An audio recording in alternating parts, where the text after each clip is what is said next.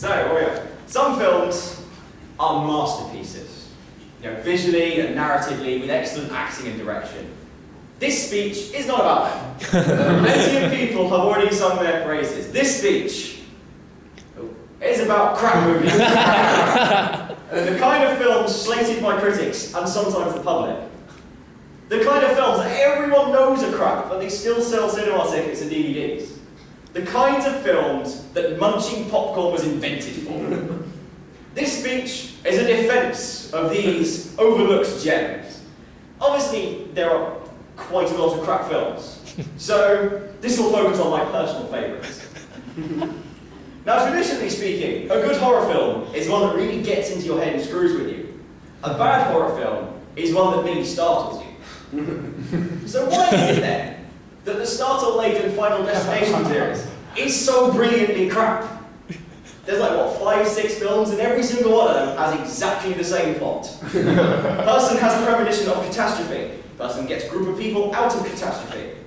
The rest of the film is spent with death hunting them down in a feature-length game of sadistic mousetrap. Once you've got that out of the way, you can focus on the 2 main reasons for watching the Final Destination films.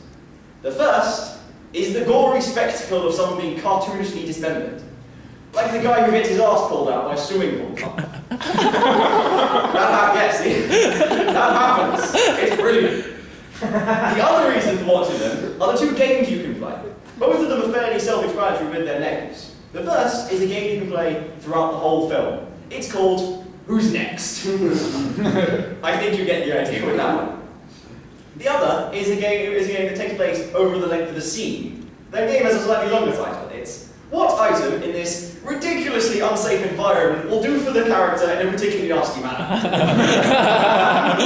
With the right expectations going into something like this, you can enjoy this. It all comes down to what you expect going in. Now books, adaptations of books, are often slated for not matching the books, and nowhere is this more apparent to me than with Aragon. There was so much wrong with this film. Characters were wrong, huge tracks were cut out or altered, and they really shot themselves in the foot when it came to adapting the second book. So why do I like it so much? Well, I mean, it's quite a stylish film. There's some excellent performances, like Robert Carlyle as Durzel on the left there. And on top of that, I defy anyone not to find the baby dragon cute. I mean, look at that! That's adorable! Above all else, it's quite a fun film.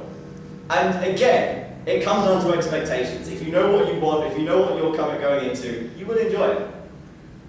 Now, action films are an absolute goldmine of crap. I could talk about Shanghai Noon, my personal favourite Japanese film, with its typical high standard of action, its incredibly silly plot, and of course the bloopers. I could talk about The Three Musketeers recently, with an absolutely splendid cast, who clearly knew what such a silly film it was, and they played it up for a laugh. I could talk about The Expendables. Oh, hang on. No, I'm not going to talk about Expendables. That is just bad. not even good bad. It's just bad. The film I'm going to defend is A Knight's Tale. It's kind of plot-wise, it's really predictable and quite derivative. Thematically, it's nothing that hasn't been seen before.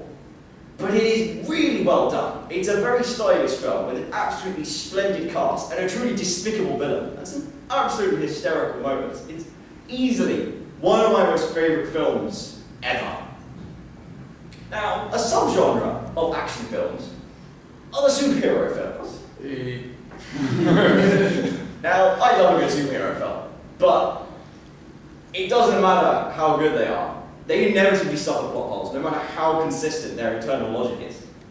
And yet we still lap them up like, it's going out of fashion. Iron Man 3 came out today, and Marvel has at least half a dozen films planned for the next few years. I think it's because, deep down, we all want to be more than human. We settle for mundanity. We might even be contented with it. But everyone wants more. Everyone wants greatness. I think anyone who doesn't is either kind of lying to themselves a bit or whose laziness levels is just off the charts. These films also appeal to our sense of justice. The good guys win, the bad guys get what's coming to us. They show us humanity at its very worst, and at its greatest peak. Now critics often slate these films, and rightly so. It's their job to criticise. We, the public, don't have such responsibility. If you listen to the critics sometimes, you might think, these films shouldn't exist. I disagree. These films have as much of a right to exist as any other. Going in with the right expectations, if we know what we're going in for, we can be enthralled, we can be entertained, and above all else, we can have fun. Because that is why the cinema exists in the first place.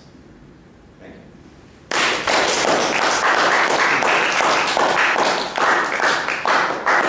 Any questions? What's the last film you've ever seen? Ooh, good question. I might have to say The Expendables. Because, you look at the cast, you think, great, you've got all these cheesy action film stars coming together. This is going to be the ultimate cheesy action film ever. And it was just kind of lame. It kind of limp. I haven't seen Expendables 2. Maybe that works out how to do it. But certainly with some of the advertising, they made a big thing about Bruce Willis and Arnold Schwarzenegger. They were in one scene and they didn't even blow anything up. So disappointing. Can you aim to make it a good crap film? I think you can definitely aim to make a good crap film. If you know what you're doing, if you are fully aware of how stupid the film you're making is. So I think that's what works with A Knight's Tale. The cast clearly know what they're doing and they're just having a laugh. And it's really fun because of that. I think something like Transformers falls out because, that could be brilliant if only they played it up a bit more for a laugh, but they just don't. They feel, serious explosion and stuff. It's just kind of like, Now, one of my least favourite films is Scott Pilgrim versus the World. Tread carefully, young man. But what I want to know is, what is the film that you've seen that has the biggest hype that you were most disappointed by? I know you already said that The Expendables was your least favourite film, I think. But what is the one that everyone was like, oh yeah, Nick, you've got to see this, or it's such a really good film? What is the film that was hyped up to you that made you think, I'm going to watch it, and you were sorely disappointed by it? Yeah, that's a good question, really. I guess kind of Harry Potter, but I'm not much a Harry Potter person in the first place, so, you see all the hype and stuff, and I'm like, yeah, I thought, yeah. So I guess on a scale of hype to my actual response, I guess I'd say it's Harry Potter. But, kind of hard to call. There are a lot of superhero films that are like that. I mean, something like Green Lantern was just quite bad. But then, something that gets a lot of hype and is slated, I sometimes quite enjoy. I mean, everyone likes to hate X-Men Origins Wolverine, but I quite like it.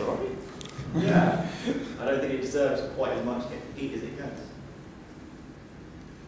So 2 more questions. I've seen cases where critics actually say that the film is very good, but the box office flops. Why?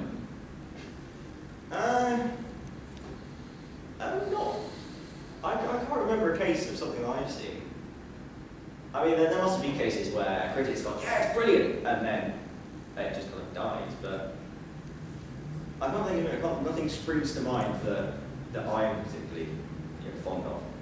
Why do you think that critics sometimes have different views from the general public? Well, I guess it comes up.